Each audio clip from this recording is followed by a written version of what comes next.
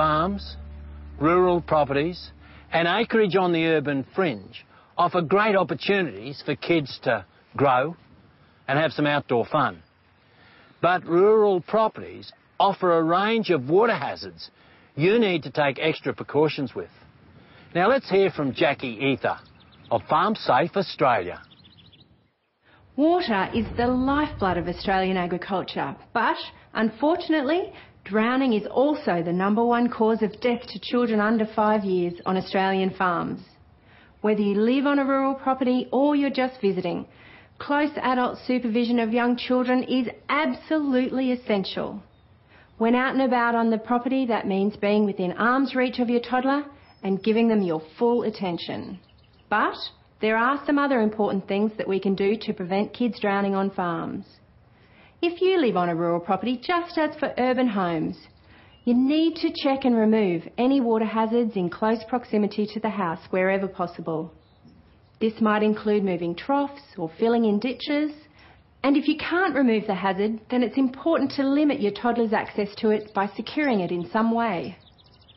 For example, cover sheep dips and check that all water storage tanks are enclosed or covered securely.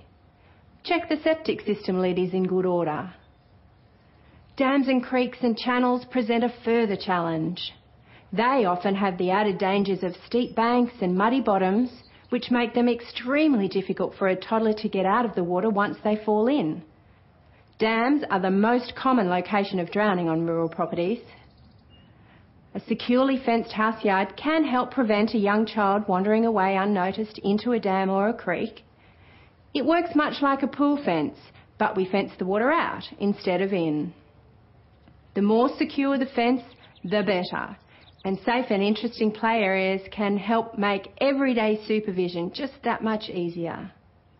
Importantly, it's an extra backup for those moments when distractions do occur.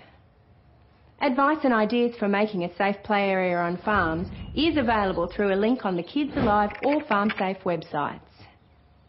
If you're visiting a farm or a rural property from the town or city, it's important to check and ask about the water hazards present and whether children can access them. This exercise will alert both you and the farm owner to the safety risks, the possible solutions and the important task of dedicated supervision.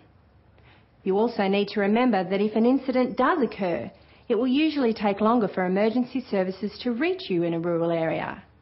So you really do need to know CPR and how to direct emergency services to your location.